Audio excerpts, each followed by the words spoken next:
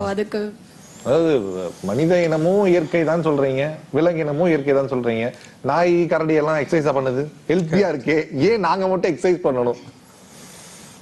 ஒரு நாயோ ஒரு சிங்கமோ கரடியோ காலையில தண்ணி குடிக்கணும்னா ஒரு 10 மைல் நடக்குது.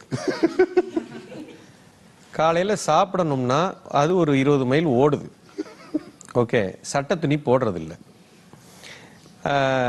அன்றாட தனக்கு நடக்கக்கூடிய அத்தனை செயல்கள், தூங்குறது, காட்டில் படுத்து தூங்குது, மலையில படுத்து தூங்குது, இயற்கையோடு ஒத்திசைவோடு வாழுது.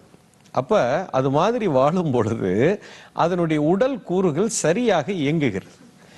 இப்ப நம்ம தண்ணி குடிக்கிறதுக்கு 4 கிலோமீட்டர் போல அப்படியே எந்திரிச்சு டபக்குன்னு இப்படி தட்டினா தண்ணி வருது. ஓகே, நடக்கிறதே இல்லை. இப்போ இங்கேருந்து நடந்து போகணும், சோத்துக்கு போகணும்னா வீட்டிலேருந்து டடக் டடக்குன்னு இறங்கி காரில் ஏறி இப்படி ஒரு பட்டனை தட்டுறீங்க, இப்படி போறீங்க.